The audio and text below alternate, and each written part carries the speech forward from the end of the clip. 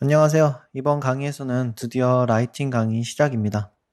레드시프트의 라이팅 오브젝트들의 공통적인 부분과 그리고 모든 라이팅을 하나하나씩 켜보면서 어떤 게 있는지 봐볼 텐데요. 자주 쓰이지 않는 라이트 오브젝트 같은 경우 조금 빨리 넘어갈 수도 있을 것 같긴 합니다.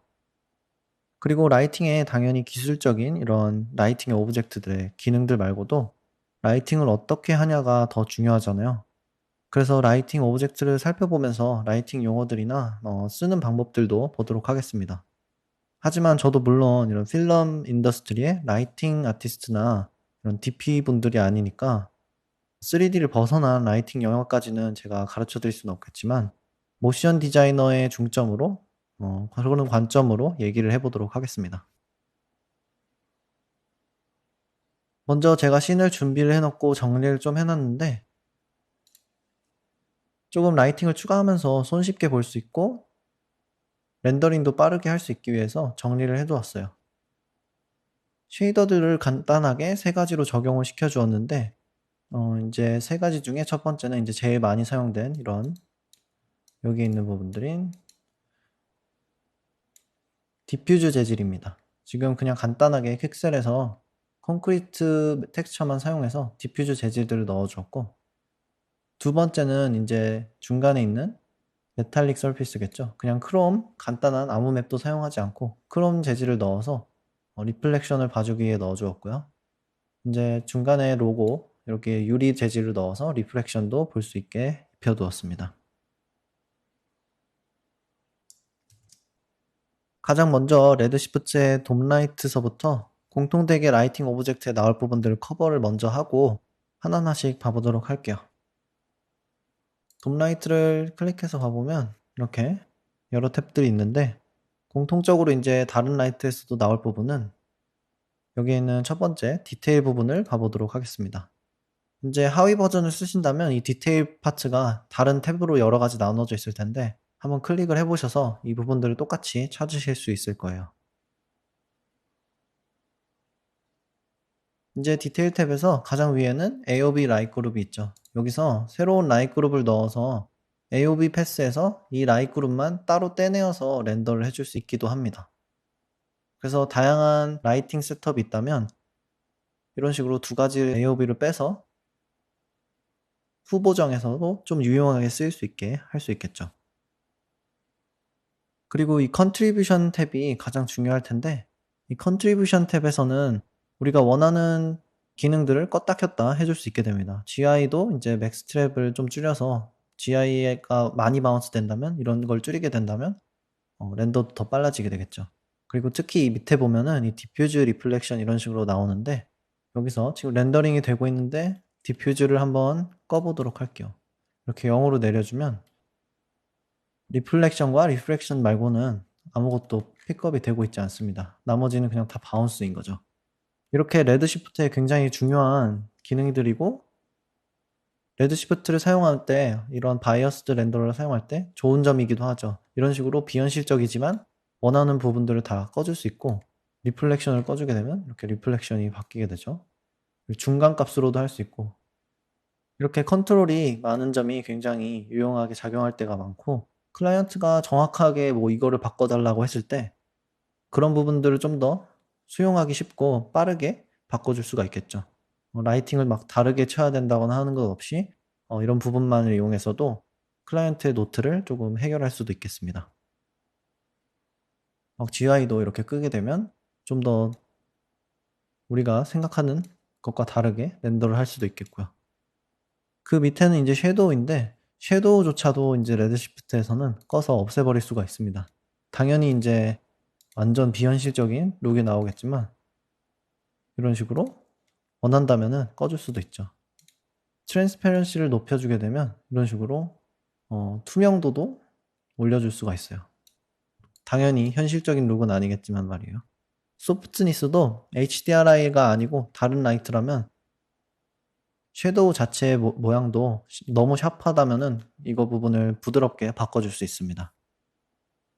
그리고 그 밑에는 커스틱 탭이 있는데 커스틱은 다음 강의에서 알아보도록 하고 여기서는 놔두도록 할게요. 그 다음 공통적으로 이제 굉장히 중요한 탭인 프로젝트 탭들이 라이트마다 있을 텐데요. 이 프로젝트 탭을 눌러보면 이렇게 모드가 있고 그 밑에 오브젝트 칸이 있습니다. 여기 모드를 눌러보면 include와 exclude로 되어 있는데 include로 바꿔볼게요. 그럼 이렇게 라이팅이 진행이 되고 있지 않죠. include 모드일 때는 여기 오브젝트의 리스트에 있는 애들만 렌더를 해주게 됩니다. 그래서 지금 이 꽃병을 한번 끌고 와서 여기 넣어보면 여기 희한하게 얘만 적용이 되는 것을 볼 수 있죠. 이런 식으로 이 프로젝트를 이용해서 원하는 라이팅을 한 오브젝트에만 적용할 수도 있고 아니면 빼줄 수도 있습니다. exclude로 바꾸게 된다면 베이스를 제외하고는 렌더링에서 라이팅을 쳐주는 게 되는 거죠. 그리고 이 안에서 디퓨즈나 리플렉션을 따로 껐다 켰다 할 수도 있고요. 만약 include로 했다 그러면은 여기서 디퓨즈는 끄고 싶다, 리플렉션만 해주는 거다 그러면 이런 식으로 바꿔서 사용해 줄 수도 있고요. 이렇게 굉장히 중요하고 유용한 탭이고요. 그래서 굉장히 많이 사용하게 될 탭이라 꼭 알아두시면 좋겠습니다. 그리고 HDRI에서는 하는 게 조금 이상하기도 할 수 있는데 다른 라이팅에서도 똑같은 기능이 있으니까 봐보도록 하면 여기 오브젝트 탭에서 제일 위쪽에 이런 작은 아이콘을 보실 수 있습니다. 이 작은 아이콘을 클릭하면 이렇게 add target 태그가 이렇게 뜨고 그 밑에는 add target 태그 and null이라고 뜨죠. 이 마지막 거를 눌러보면 이렇게 씬에 타겟 태그를 붙여주면서 널도 함께 넣어줍니다. 그렇다면 이 널을 움직이면은 이 널을 향해서 이 라이트 오브젝트가 보면서 이렇게 돌아가게 되죠.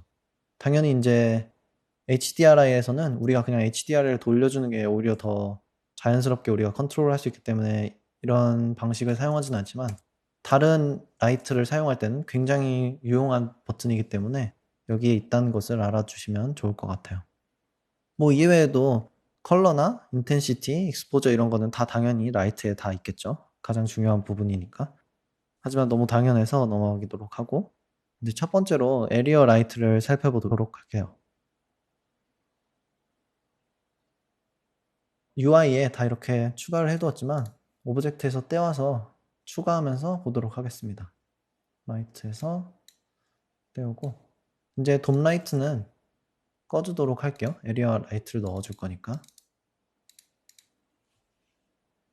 에리어 라이트를 이제 클릭을 해서 넣어주고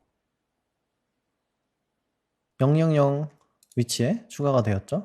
그리고 보면은 이렇게 사각형 판에 추가가 된 것을 보실 수 있습니다. 이제 에리어 라이트가 가장 많이 쓰일 라이트일 텐데요. 이렇게 사각형으로 된 판을 추가를 해줍니다. 지금 좀 더 컨트롤을 좀 하기 쉽게 미리 add 타겟에서 널을 넣어주도록 할게요. 그러면 움직여보면 이 널이 PSR로 이렇게 좀 중앙으로 바꿔주고 위치를 라이트를 좀 움직여서 조금 정상적인 위치로 옮겨보도록 하겠습니다.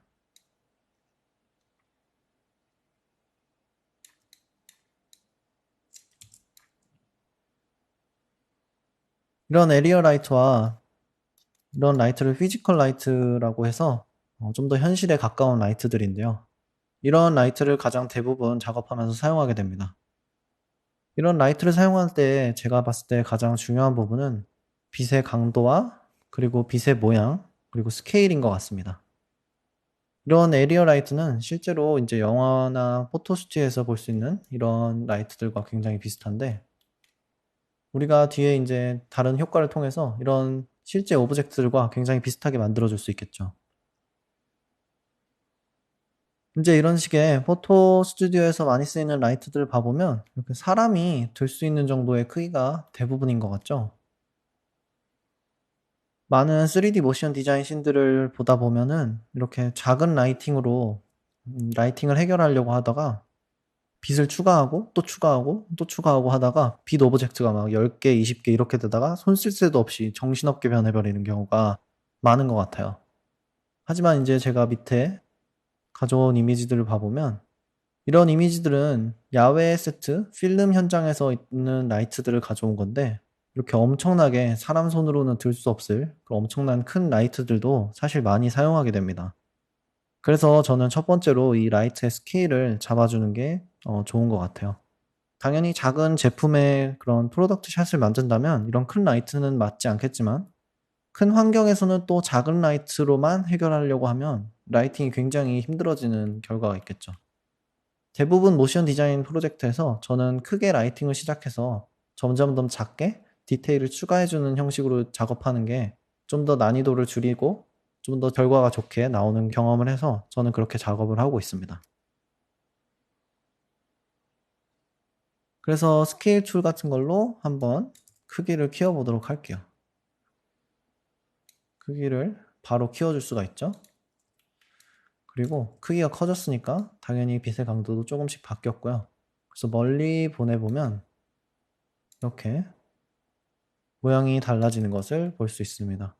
스케일만으로도 굉장히 느낌이 다르게 나올 수도 있고 이제 오브젝트 탭에 봤을 때 이렇게 사이즈 자체가 스케일 툴을 이용했을 때 바로 실시간으로 변하는 걸 보실 수 있어요.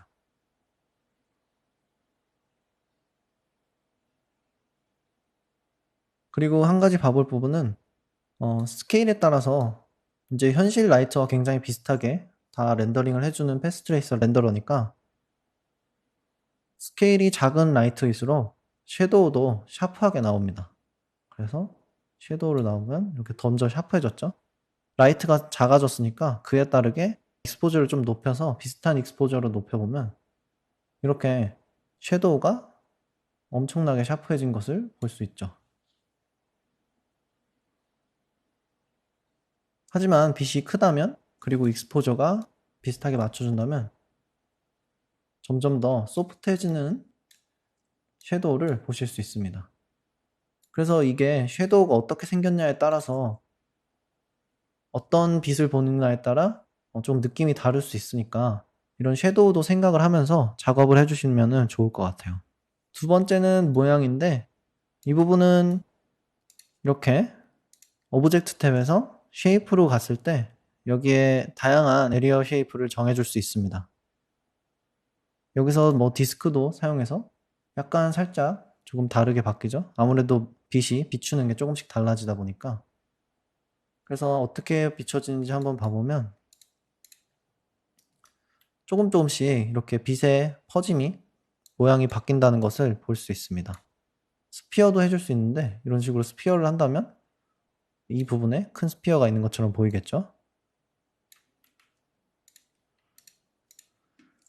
실린더로 해준다면 이런 식으로, 특히 이제 이런 라이트는 실린더나 스피어로 한다면 굉장히 비슷하게 따라할 수 있을 것 같아요.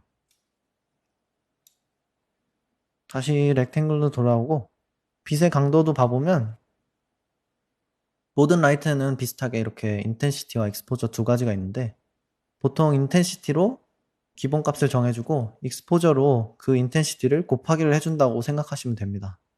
이제 1 하면은 이제 이거에 한 번 더 곱해서 200이 되겠고 200 인텐시티가 되고 이런 식이죠. 보통 저는 인텐시티로 깔끔한 값을 잡고 나면은 좀 더 켜줘야 한다 그럼 익스포저를 사용하는 편이에요. 그리고 유닛이나 디케이도 있는데 디케이는 리니어를 하면 이렇게 완전히 다 달라지죠. 넌을 하면은 또 이렇게 완전 달라지고 디케이에서는 이 쿼드라틱이 가장 현실에 가까운 디케이를 해주기 때문에 여기서는 건드리지 않고 사용하고 유닛도 이미지로 저는 디폴트 값으로 사용하고 있습니다. 다른 부분들이 좀 더 현실적인 계산값이라고 저는 알고 있는데 이미지도 충분히 저는 익숙하게 사용하고 있어서 이미지로 사용을 할게요. 이제 마지막 맨 밑에 엑스트라 칸들이 좀 있는데 이 부분을 봐보면 여기 뷰포트에서는 라이팅을 여기서 볼 수 있지만 렌더에서는 보이지가 않죠. 이 비저블을 켜주게 되면 이렇게 렌더에서도 어디서 라이팅이 오는지 확인할 수가 있습니다. 이렇게 뒷면은 꺼놓고 앞면은 빛을 비춰주고 있죠. 실제로 렌더링을 할 때 이거를 켜주고선 필요할 때가 있나 싶은데 뭐 앱스트랙한 아트를 할 때 뭐 뒤에 빛을 놓고 그 앞에 유리가 있다면 뭐 비저블을 해서 보여줄 수도 있겠고요. 그리고 바이 다이렉션은 지금 우리가 뒷면은 이렇게 꺼멓게 보였잖아요. 바이 다이렉션을 켜주게 되면 뒷면도 이렇게 빛이 비추게 됩니다. 다만 이렇게 인터섹트 되는 부분은 빛이 들어가지 않기 때문에 저는 사실 많이 쓰는 방법은 아니에요. 그리고 Normalize Intensity 이 부분은 바꾸면 바로 이렇게 빛이 꺼져 보이는데 익스포저를 높여서 보면 이렇게 빛이 있긴 하죠. Normalize Intensity는 스케일을 바꿨을 때 정해져 있는 인텐시티를 바꾸지 않겠다라고 말해주는 부분인데, 제가 알기로는 약간 현실적인 라이팅에서 벗어나기 때문에 저는 거의 쓴 적이 없는 것 같아요. 그리고 얘기를 해주지 않았던 부분 중에 가장 또 중요한 부분이 있는데, 이 스프레드입니다. 두 번째 예제를 얘기하면서 잠깐 얘기를 했었던 것 같은데, 스프레드는 지금 우리 빛이 여기 위쪽에서 좀 살펴볼게요. 빛을 조금 더 직각으로 놔주고, 빛이 지금 스프레드 값이 1일 때는 이렇게 전체 모든 방향으로 다 빛이 가고 있죠. 그래서 우리가 이런 포토 스튜디오에 사진들을 봐보면, 라이팅의 사진들을 봐보면 이런 식으로 콘이 되어 있죠. 특히 이런 우산 같은 것도 붙어 있는 걸 볼 수 있고요. 이런 부분은 이런 라이팅으로는 가깝게 갈 수가 없겠죠. 그래서 스프레드를 한번 조절을 해주면 이렇게 약간 앞에 콘을 씌워준 것처럼 바꿀 수 있습니다. 대신 인텐시티도 점점 강해지겠죠? 빛을 모아주고 있으니까. 그래서 이 스프레드를 통해서 이런 식으로 빛의 모양을 조절을 해줄 수 있습니다. 이게 현실적인 라이팅을 할 때 은근 굉장히 많이 사용되는 부분이고, 어떤 부분에 사람의 눈을 이끌지 딱 정해줄 수도 있기 때문에 굉장히 좋은 기능인 것 같아요. 그래서 이렇게 스프레드로 모양을 조절할 수 있다는 부분을 알아주시면 좋을 것 같습니다. 이 정도로 돌려놓고, 그리고 와서 봐보면 이제 다시 렌더 화면으로 돌아가서 인텐시티를 조금 낮춰주고 가볼게요.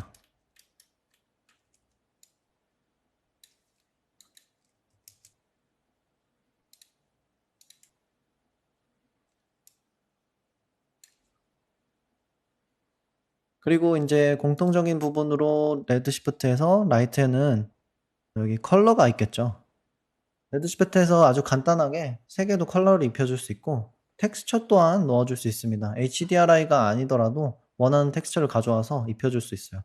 그래서 이런 스튜디오 라이트의 텍스처 맵들이 가끔 인터넷에는 팔기도 하는데, 그런 부분들을 가져와서 입혀주면은 좀 더 이렇게 비슷한 효과를 낼 수 있겠죠. 그리고 또 좋은 방법 중에 하나가, 무료로는 포토샵에서 그냥 그라데이션을 한번 넣어서 그런 맵을 가지고 와서 쓰게 된다면은 밑에 부분은 조금 어두운, 위에는 밝은 그런 식으로 맵핑을 해줄 수도 있겠고요.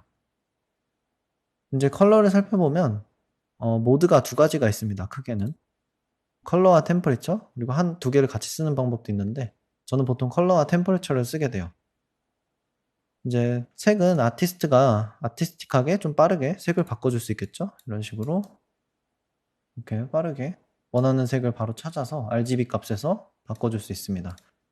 템퍼레처는 평소에 우리가 가구 같은 걸 사러 갔을 때 많이 볼 수 있는, 전구 같은 걸 사러 갔을 때 볼 수 있는 이런 K 밸류 값으로 이런 식으로 백열 전구로 갈지, 뭐 아니면 좀 따뜻한 전구로 갈지, 아니면 더 내려가면 뭐 촛불 정도의 인텐시티를 가진 빛으로 갈지 이렇게 정해줄 수가 있게 됩니다. 두 가지 다 많이 쓰는 부분이고, 원하는 부분을 좀 더 현실적으로 하고 싶다 하면 템퍼레처를 사용하시고, 원하는 컬러가 딱 있다 하면은 컬러를 사용해 주시면 될 것 같아요. 하지만 컬러를 사용할 때 가장 주의해야 될 부분이 한 가지가 있습니다. 지금 컬러를 제가 RGB에 가서 아래 재둬서 이런 식으로 아래 원색으로 한번 줘보도록 할게요. 이렇게 되면은 라이팅에 굉장히 사실 큰 문제가 생깁니다. 당연히 렌더링 하는 데는 문제가 없지만, 라이팅을 했을 때 렌더의 데이터에는 문제가 생겨요. 그리고 이렇게 원색적인 라이팅을 사실 현실에서는 많이 볼 수도 없기도 하고요. 문제가 생기는 부분 중에 이제 데이터 값에서 생기는 부분은, 여기서 디버깅 모드에서 레드로 갔을 때 레드는 제대로 보이죠? 이제 그린이나 블루로 가게 되면 바운스 말고는 보이지가 않게 됩니다. 제대로. 이렇게 리플렉션 말고는 제대로 보이지가 않죠. 그래서 라이팅을 했을 때는 보통 이런 0 값을 주면은 굉장히 손해를 보는 경우가 많기 때문에 굳이 이런 빨간색의 원색을 써야 한다면 이런 RGB에 와서 조금 이 부분들을 건드려서 이렇게 조금 넣어주는, 값을 넣어주는 게 좀 더 현명합니다. 그러면 나중에 후보정 구간에 갔을 때도 다른 색을 추가해 줄 때 더해줄 수 있는데, 만약 이것이 0 값이고 나온 값도 이제 렌더를 했을 때 애프터 이펙트나 누크에서 읽어드릴 때 G나 B 밸류가 0이라면 이제 거기서 더 추가해 줄 수 있는 그런 데이터가 없기 때문에 컬러 커렉션이 되지가 않겠죠. 그래서 꼭 라이팅을 할 때는 이런 식으로 최대한 밸류들을 여러 가지를 사용하시면서 주의를 하면서 렌더를 해주시면 될 것 같아요. 이런 식으로 벌써 주위의 디퓨즈에는 영향이 가는 걸 볼 수 있죠. 그래서 굳이 원색을 사용하신다면은 꼭 RGB에 가서 자기의 밸류가 어떻게 되어 있는지 한번 꼭 체크를 해주시면 좋을 것 같아요.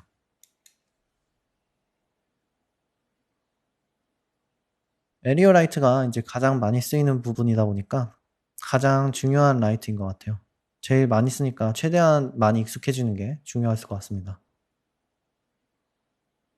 이제 제가 여기서 다루지 않았던 부분 중에 하나는 이 메쉬 라이트일 것 같은데, 다르게 메쉬 라이트를 쉐이더에서도 작업을 해줄 수 있겠지만 쉐이더에서 에미션을 넣어준다거나 인칸데센트 매테리얼, 여기 보면 여기 중간에 인칸데센트 매테리얼 쓰면은 디퓨즈 라이팅에서 제대로 되지가 않고 GI 쪽에는 제대로 작동을 안 하는 걸로 알고 있어요. 그래서 이 메쉬 라이트를 사용해주면은 그런 부분이 해결되고 제대로 라이팅을 해줄 수 있기 때문에 라이트를 하나 더 추가해서 복사 붙여넣기 한 다음에 메쉬 라이트로 바꿔보도록 하겠습니다. 메쉬 라이트로 바꾸면 밑에 있던 기능들이 다 사라졌죠.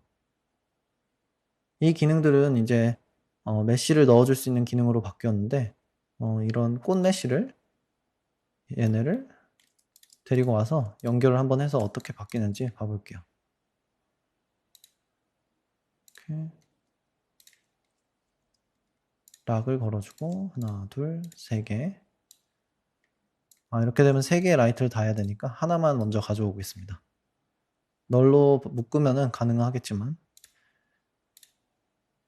이렇게 메쉬 라이트를 넣어주었어요. 그러면은 다른 라이트를 꺼주었을 때 좀 확실히 보이겠죠? 이렇게 라이팅이 되고 있는 것을 볼 수 있습니다. 당연히 이제 색깔도 어떻게 색깔을 해줄지 정해줄 수 있고 인텐시티도 낮출 수 있고요. 이렇게 메쉬 라이트를 사용해서 제대로 된 라이팅으로 사용할 수도 있는 거죠. 은근 유용할 때가 많아서 이렇게 얘기를 해보았습니다. 한번 다시 꺼주고 에리어 라이트를 다시 켜줄게요. 그리고 에리어 라이트에서 특히 디테일 부분에서 우리가 얘기하지 않았던 부분이 중요한 게 한 가지가 있는데 이 볼륨 부분입니다. 이 볼륨을 쓰려면 레드 시프트의 장점 중에 하나가 이 볼륨 라이팅이 굉장히 빠르다는 점인데, 이 볼륨을 쓰려면 레드 시프트 인바이먼트가 꼭 추가가 돼야지 쓸 수가 있어요. 인바이먼트 우리 3D 씬 자체에 스캐터링 값을 넣어주는 그런 오브젝트입니다. 레드 시프트 탭에서 오브젝트, 레드 시프트 인바이먼트가 있는 것을 보실 수 있어요. 저는 미리 보통 UI에 넣어서 여기 이렇게 사용을 하고 있고요. 그래서 불러와 보면 이렇게 바로 씬이 터져버리는 것을 볼 수 있습니다. 라이트에 가서 이 볼륨 값이 너무 세기도 한데 이 볼륨 값을 좀 줄여서 어떻게 보이는지 봐보도록 할게요. 그리고 여기 스캐터링 자체도 인바이먼트에 와서 조절을 해줄 수 있습니다. 이렇게 볼륨을 빠르게 넣어줄 수 있죠. 그리고 우리가 봤던 것 중에 이 페이즈가 있는데, 이 페이즈는 सब서페이스처럼 밑으로 당기면은 빛이 다시 안쪽으로, 빛소스 쪽으로 가게 되고 바깥쪽으로 가면 더 바깥쪽으로 가게 되는 그런 페이즈를 조절해 줄 수도 있고, 이 두 번째 거는 이런 식으로 강력함을 좀 조절해 줄 수가 있죠. 어디까지 뻗칠지를 조절해 줍니다. 그래서 인바이먼트라 이렇게 넣어주게 된다면 볼륨 라이팅을 해줄 수가 있어요. 그리고 렌더링도 시간이 굉장히 빠르기 때문에 유용한 버튼이라고 생각됩니다. 그리고 인텐시티가 높으면 높을수록 더 세지고요. 그래서 그 부분을 잘 조절하면서 라이팅을 하면 되겠죠.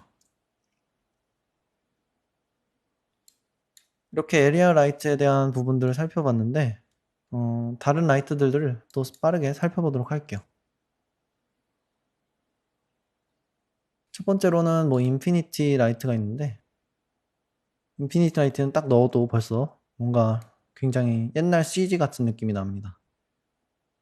이 인피니티 라이트는 주로 쓰는 라이트는 아닌데, 한 방향으로 빛을 쫙 쏴주는 게 다예요.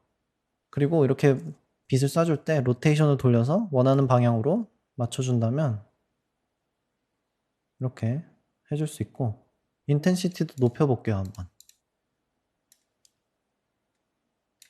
그리고 우리 섀도우가 좀 잘 보이게 로테이션 잡아보면 이렇게 섀도우가 말도 안 되게 샤프한 걸 볼 수 있습니다.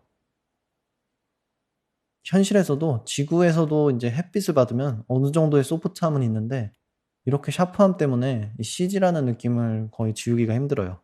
이런 부분 때문에 이제 디테일에 가서 소프트니스를 올려주면은 조금 더 쓰기 괜찮아지긴 합니다. 그래서 인테리어 샷이나 아니면은 제품 샷을 쓸 때 간혹가다 쓸 수 있긴 한데 저는 선호하는 라이트는 아니에요. 그리고 포인트 라이트가 있는데 포인트 라이트는 굉장히 유용한 라이트 중에 하나인 것 같아요. 포인트 라이트는 이렇게 동그라미를 넣어서 이 동그라미가 라이팅을 해줍니다. 대신 인텐시티를 조금 높여주면은 이렇게 뷰포트에서도 커지는 것을 볼 수 있는데 영향을 미치는 부분까지 뷰포트에서 확인할 수 있다 보니까 굉장히 편하게 쓸 수 있고 조금 앱스트랙한 아트워크를 하기에 또 좀 적합한 편이에요. 이런 식으로 볼륨을 또 키게 되면은 이렇게 이쁘게 볼륨을 렌더링을 해줄 수도 있고요. 특히 포인트 라이트는 텍스처에 이미지를 입혀서 넣어주면은 굉장히 이쁜 효과를 낼 수 있는데요. 한번 여기 텍스처를 사용해 보면 제가 스타일 프레임을 하나 들고 와서 어떻게 생기게 되는지 봐보도록 하겠습니다.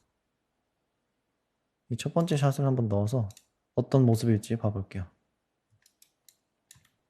첫 번째 샷은 좀 어두운 부분이 많아서 어두운 것 같네요. 그러면은 한 이런 좀 더 주황색이 많은 텍스처를 가져온 다음에 인텐시티를 높여주면 이렇게 텍스처가 프로젝트 되는 것을 보실 수 있어요. 지금 그냥 이런 식으로 봤을 때는 좀 쓸모가 없어 보이는데 만약 여기서 볼륨을 키게 된다면 이런 식으로 이쁜 효과를 또 낼 수가 있게 되죠. 이런 라이팅을 좀 손쉽게 만들긴 힘들 텐데 좀 스타일라이즈 된 라이팅을 한다면 굉장히 유용하게 쓸 수 있을 것 같아요. 그리고 이 부분이 디테일에서 이 스캐터링을 좀 더 늘려주면 확실하게 나타날 텐데 이게 바닥까지 비춰주면은 바닥은 이렇게 프로젝트 되는 것도 보이겠죠? 만약 이런 효과를 원한다면 켜도 되겠지만 이렇게 프로젝트에 와서 인바이러먼트를 익스클루드 시켜준다면 이렇게 빛만 이렇게 사용할 수도 있게 됩니다. 그래서 저도 예제에서도 이렇게 텍스처는 사용하지 않았지만 이런 포인트 라이트를 군데군데 넣어서 조금 반짝반짝거리는 것들을 만들기도 했었어요. 그런 부분은 이제 예제를 살펴보면서 봐볼 거고 그 다음 라이트로 한번 추가를 해보면 스팟라이트가 있겠죠. 스팟라이트를 넣어보면 이 스팟라이트는 특히 여기 타겟널과 사용하면은 굉장히 편하게 사용할 수 있습니다. 타겟널을 원하는 곳에 옮겨주고 스팟라이트를 움직여주면 우리가 평소에 연극 같은 데서 보던 그런 스팟라이트를 바로 넣어줄 수가 있죠. 모양도 쉽게 조절이 가능해요. 이 콘 모양도 이런 식으로 굉장히 손쉽게 조절이 가능하고 폴오프도 조절이 가능하기 때문에 좀 더 부드럽게 나오고 싶다 하면 폴오프를 조절해주면 이렇게 부드럽게 나올 수 있고 익스포저로 강하게 해줄 수 있고요. 마찬가지로 이 포인트 라이트처럼 여기에 텍스처를 넣어보면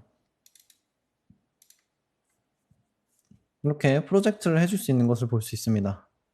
마찬가지로 이제 볼륨을 키게 되면 이렇게 약간 갈레이 효과처럼 넣어줄 수 있겠죠. 그래서 이런 식으로 되게 스타일라이즈한 라이팅을 할 때 도움 되기도 합니다. 특히 쓰이는 맵이 괜찮다면은 좀 라이팅을 하는데 굉장히 유용하게 쓰일 수 있을 것 같아요.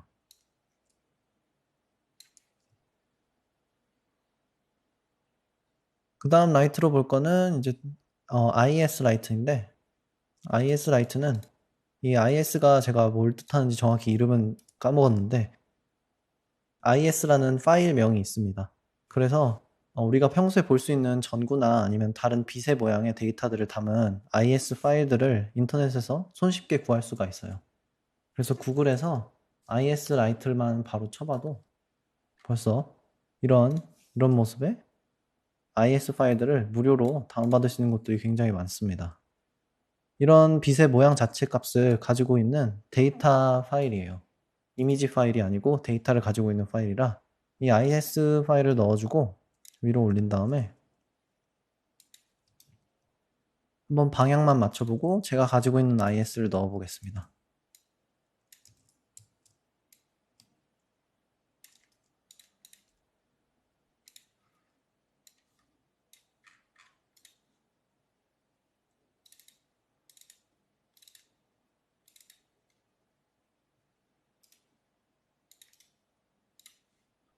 이런 라이팅 IS 파일을 넣어 볼 텐데요.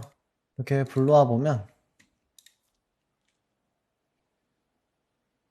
이런 식으로 라이팅이 생기는 걸 볼 수 있죠. 인텐시티를 좀 높여줘야지 잘 볼 수 있을 것 같네요. 이런 식으로 스팟라이트와는 다르게 이렇게 라이팅의 모습 자체를 데이터를 불러오기 때문에 렌더링을 할 때 좀 전구 같은 게 실제로 프랙티컬한 라이트가 있다면 이런 IS 라이트를 써서 좀 더 현실적인 라이팅이 가능해지는 거죠. 그리고 남은 부분은 포털 라이트인데, 포털 라이트는 저도 실제로 작업을 하면서 써본 적이 없고, 이 부분은 제가 알기로는 인테리어 같은 샷을 많이 한다면 윈도우에 배치를 해줘서 윈도우를 통해서 들어오는 HDRI의 맵을 연결을 해주어서 그 부분을 GI를 한 번 더 튕겨주는, 공짜로 튕겨주는 그런 옵티마이저 용도로 사용되는 라이트인 걸로 알고 있습니다. 그리고 그 밑에는 피지컬 선이 있는데, 피지컬 선은 약간 넣었을 때 인피니트 라이트랑 거의 비슷하게 보일 수 있어요. 그래서 넣어서 보면 대신 근데 약간 햇빛이 약간 노랗게 보통 보인다고 생각하니까 이런 노란색에 들어있는데, 사실 피지컬 선은 전 거의 쓰지 않습니다. 왜냐면 레드시프트 오브젝트에 가게 되면 피지컬 선과 스카이를 다 합쳐놓은 프리셋으로 존재해요.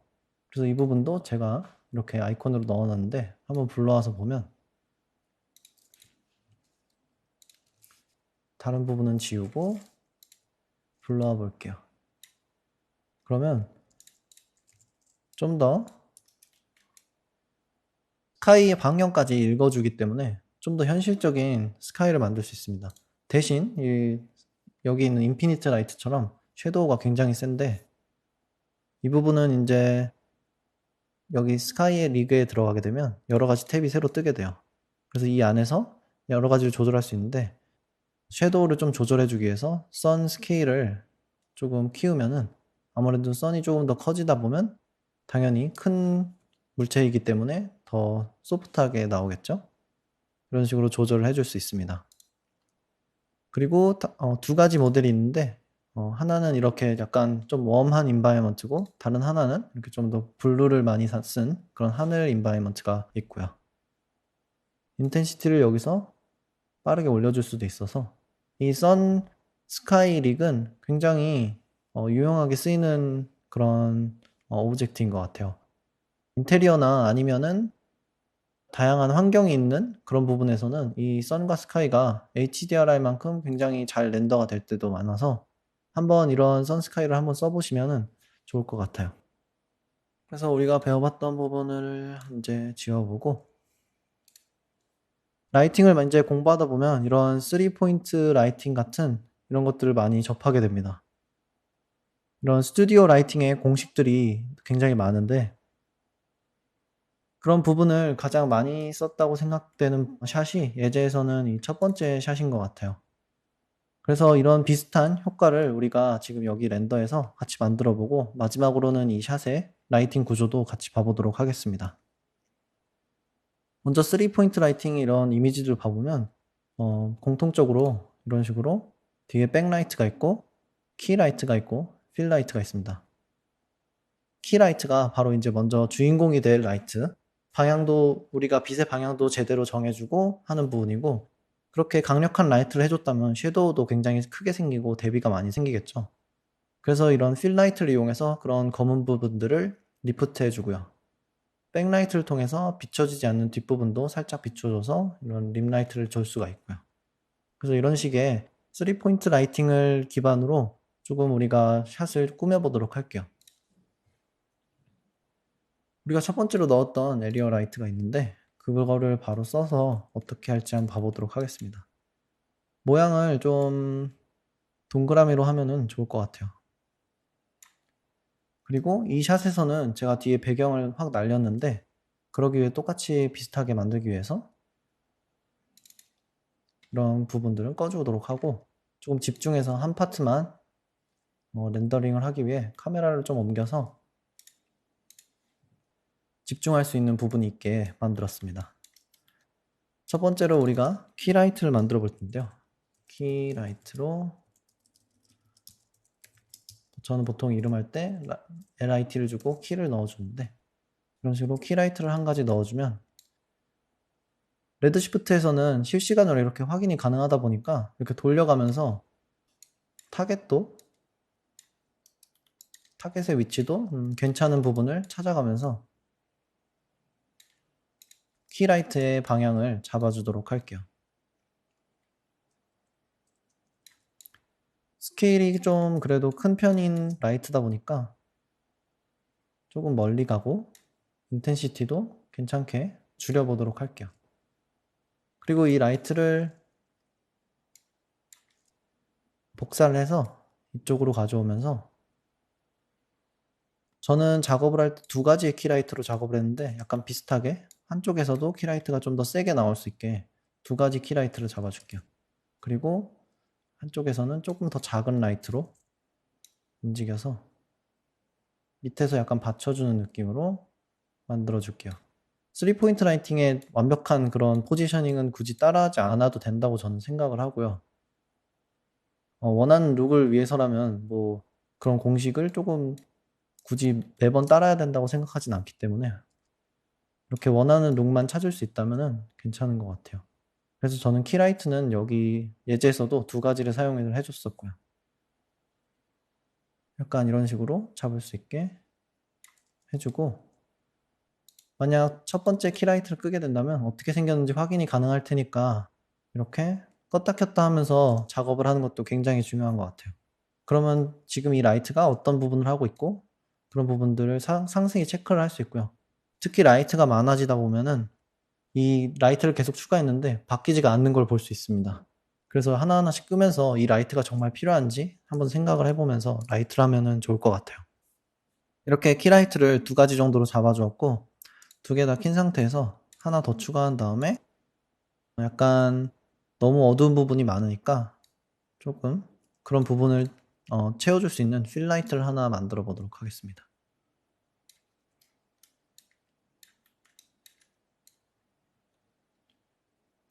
만약 이 필라이트가 없다면 이런 부분들이 좀 확 어두워지겠죠? 여기도요. 그래서 이런 부분을 좀 맞춰가면서 라이팅을 해주시면 좋은 것 같아요. 좀 크게 잡아서 섀도우가 많이 나오지 않도록. 그리고 너무 세면은 이게 키라이트가 되니까 인텐시티도 잡아서 괜찮은 발류 값으로 바꿔줄게요. 그리고 클레이 렌더로 돌려서 진짜 어느 정도의 라이팅의 강도인지 봐보면서 작업을 할 수도 있어요. 그래서 키라이트는 좀 더 당겨 주어도 될 것 같고요. 여기는 필로 바꿔야겠죠. 필로 해주고 다시 돌아와서 그 다음에는 약간 백라이트로 뒤에 림라이트로 약간 실루엣을 좀 더 읽기 편하게 바꿔줄 수 있는 라이트를 넣어주면 좋을 것 같아요. 에리어 라이트를 하나 추가를 해주고 똑같이 타겟을 넣어준 다음에 이 타겟은 좀 더 우리가 보고 싶은 쪽으로 옮기도록 하겠습니다. 이런 식으로 그리고 이제 이 에리어 라이트는 백라이트, 림라이트로 사용을 하게 될 거고요.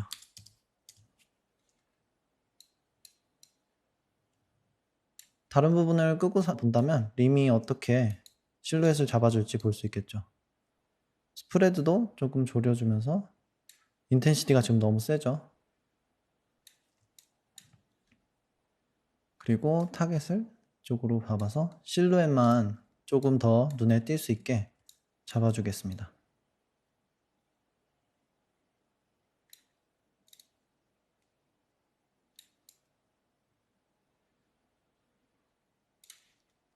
이렇게 조금 실루엣을 잡아줄 수 있는 림라이트가 추가되니까 좀 더 이미지를 읽는데 편하게 볼 수 있겠죠. 두 번째 키라이트를 좀 줄여주면 필라이트가 좀 더 잘 보이게 되니까 이런 식으로 라이팅을 해주고 예제를 한번 봐보면 이렇게 은은하게 뒤에서 파란색 배경으로 그라데이션이 들어가고 있는 것을 보실 수 있어요. 이 부분은 볼륨을 이용한 건데 볼륨을 사용하기 위해서 이제 레드 시프트 인바이먼트를 넣어주겠습니다. 바로 씬이 터져버렸죠. 왜 이렇게 바뀌었는지 모르겠는데 레드 시프트 상위 버전에서는 이 디테일 부분에서 여기 볼륨 값이 모조리 다 1로 디폴트가 되어 있어요. 저는 예전에는 이게 0이었어서 인바이먼트를 넣어도 이렇게 fog으로 인해서 다 터지지 않았었는데 이제는 이게 1로 기본값으로 돼서 나오고 있더라고요. 그래서 그 부분을 유의하면서 인바이먼트를 넣어주면 지금 있는 라이트에 있는 볼륨 값도 꼭 봐줘야 됩니다. 이제 새롭게 라이트를 넣어서 이는 이제 완전히 볼륨으로 쓰기 위해서 봐볼 텐데 지금 인텐시티가 굉장히 크죠. 그리고 오브젝트에 실질적인 영향을 주지 않기 위해서 조금 멀리 떨어뜨리겠습니다. 스프레드도 조금 높여주고요. 완전히 다 퍼지지 않게. 그리고 좀 크기를 높여서 좀 큰 라이트로 한번 이 배경에 조금 그라데이션 효과를 넣어볼게요. 인텐시티를 좀 줄여줘야겠죠? 그리고 위쪽에서 일어나고 있고 우리 예제는 아래쪽에서 일어나고 있는데 그 부분은 이제 방향만 원하는 방향으로 틀어주면 되는 거니까 이런 식으로 이렇게 반대 방향으로 하면 밑에서부터 은은하게 좀 올라오겠죠? 근데 위에서부터 나오는 것도 괜찮은 것 같아요. 그리고 디테일에 가서 볼륨을 좀 더 조절해줘서 원하는 값으로 지정을 해주면 되겠습니다. 그럼 이렇게 뒤에도 무언가가 일어나는 게 보이고 있고 아무것도 없던 까만색보다는 아무래도 좀 더 말이 되는 것 같아요. 제가 라이팅할 때의 입장으로 보면은 아무것도 없다면 사실 아무것도 없는 곳에서 무언가를 찍진 않잖아요. 하지만 어떤 이런 안개 효과가 있다면 아무것도 없어도 뒤에 공간이 있다라는 느낌을 줄 수 있으니까 이렇게 볼륨을 사용해서 약간 깊이감도 넣어줄 수 있습니다. 이제 색깔을 좀 추가해주면 우리 예제와 비슷하게 하기 위해서 이렇게 색을 넣어주면 볼륨에도 색이 들어가는 걸 볼 수 있죠. 이런 식으로 원하는 색깔을 잡고 우리 키라이트에도 약간의 색을 넣어준다면 좀 더 그 환경이 좀 더 느껴지게 해줄 수 있습니다. 그리고 또 다른 키라이트에서는 약간 반대되는 색깔인 따뜻한 색깔을 넣어주면 이 컨트라스트가 생겨서 좀 보기도 괜찮을 것 같고요. 저는 오브젝트 자체가 예제 내에서는 이 주황색이어서 그런 부분은 하지 않았는데 이렇게 파란색과 주황색을 같이 쓰면은 굉장히 이쁘게 효과를 낼 수 있으니까 필라이트도 조금 더 조절을 해보면 이런 식으로 이미지를 완성할 수가 있게 됩니다. 그래서 하나하나씩 다시 뜯어보면 우리 키라이트가 이렇게 오른쪽에서 오고 있고 그리고 다른 키라이트는 또 왼쪽에서 주황색이 빛이 오고 있고요. 그리고 필라이트가 위쪽에서 조금 어두웠던 부분을 리프팅 해주고 있고요. 이 필라이트는 뭐 밑쪽이나 이런 걸로 옮겨도 좀 괜찮은 효과를 낼 수 있을 것 같아요. 림라이트로 조금 이렇게 확실하게 실루엣을 잡아서 모양을 확실하게 읽을 수 있게 도와주고 있어요. 그리고 마지막에 인바이먼트로 이렇게 조금 그라데이션 효과를 넣어주면서 이미지를 완성하게 되었습니다.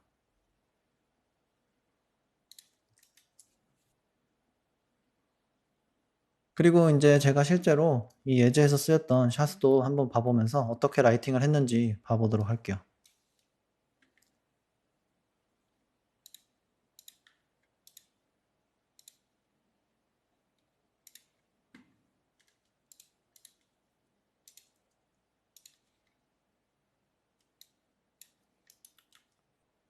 이제 이 샷을 열어봤을 때 라이팅 구조가 이렇게 위에 돼 있고 비슷하게 네이밍도 되어 있죠. 이제 이런 헤어 매테리얼 같은 부분들은 다뤘으니까 다시 얘기는 하지 않겠고요. 똑같이 약간 비슷한 구조로 카메라가 이쪽으로 보고 있으면 첫 번째 키라이트부터 살펴볼게요. 이제 볼륨은 꺼주고 키라이트 하나하나씩 켜주면서 어떻게 생겼는지 보겠습니다. 키라이트 하나 굉장히 큰 게 오른편에서 오고 있어요. 이렇게 스케일이 크니까 조금 소프트하게 다른 부분도 실루엣도 같이 잡아주니까 조금 림라이트의 효과도 가져오면서 같이 쓸 수 있어서 이렇게 크게 잡아주었고 오른편에서 이렇게 크게 오고 있고 하나의 키라이트가 더 있는데 이제 이 하나의 키라이트는 어떻게 보면 필라이트라고도 볼 수 있긴 할 것 같은데 아무래도 인텐시티가 어느 정도 크다 보니까 제가 키라이트라고 이름을 지었는데 이렇게 왼편에서 좀 더 훨씬 작은 라이트로 이 디테일한 부분들을 더 보여주기 위해서 빛을 쳐주고 있어요. 그리고 이제 백라이트가 하나 있는데 백라이트는 뒤에서 실루엣을 잡아주는 똑같은 용도로 사용을 하고 있고요. 그래서 다 꺼본 상태에서 켜보면 이렇게 백라이트만 있을 때도 굉장히 효과가 멋지죠. 이런 식으로 실루엣을 잡아주는 라이트가 있고 똑같이 볼륨 라이트가 있는데 이 볼륨은 인바이먼트를 켜게 되면 이런 식으로 볼륨을 밑에서부터 올려주고 있어요. 볼륨은 어디 있는지 살펴보면 이렇게 훨씬 카메라에서 먼 곳부터 보이지 않는 쪽으로 쏴주고 있죠. 이렇게 컬러 값이 정해져 있고 그 다음에는 필라이트인데 필라이트는 다른 것들이 다 켜져 있을 때 필라이트가 없다면 약간 이런 어두운 부분들 이런 부분들이 밝은 부분들 바로 옆에 있어서 딱 봤을 때 전체적인 느낌을 보는 게 아니라 이 어두운 부분에 확 눈이 더 가는 것 같았었어요. 그래서 필라이트를 넣어 주었습니다. 그럼 조금 더 리프팅을 해줘서 전체적으로 이미지를 볼 수 있을 거라고 생각되어서 이런 식으로 라이팅을 했습니다. 이렇게 라이팅에 대한 속성들과 라이팅 프로세스도 보았습니다. 이런 3포인트 라이팅 같은 것도 찾아보면서 비슷하게 그런 논리 구조로 만들어 보았는데 제가 라이팅을 하면서 제일 가장 많이 보는 거는 역시 보는 사람이 어딜 볼지를 보면서 이 라이팅이 필요한지 안 필요한지도 같이 한 번씩 따져보면서 라이팅을 하는 것 같아요. 아무렇게나 의미 없이 라이팅을 하고 또 그런 룰이 있다 하더라도 그런 룰만 따라한다면 약간 어떤 샷에서는 이런 의미 없는 룰이 될 수도 있기 때문에 조금 주의하면서 왜 이 라이팅을 써야 하는지 이 라이팅을 썼을 때 어떤 느낌을 내는지 그런 걸 잘 생각하고 디버깅 효과들 이런 클레이 모드들과 빛들을 하나하나씩 꺼보면서 이 빛이 진짜로 무엇을 하고 있는지 이 샷에서 어떤 부분을 더 더해주고 있는지 잘 봐주면서 라이팅을 해주시면 더 라이팅을 잘 해주실 수 있을 거라고 생각됩니다. 이제 다음 강의에서는 조금 더 나아가서 다른 샷들의 라이팅도 살펴볼 텐데요. 다음 강의에서는 이 외에도 예제 영상에는 빠지게 되었지만 라이팅과 연관이 있는 커스틱도 렌더링을 같이 하는 걸로 봐보도록 하겠습니다. 그럼 다음 강의에서 기다리고 있겠습니다. 감사합니다.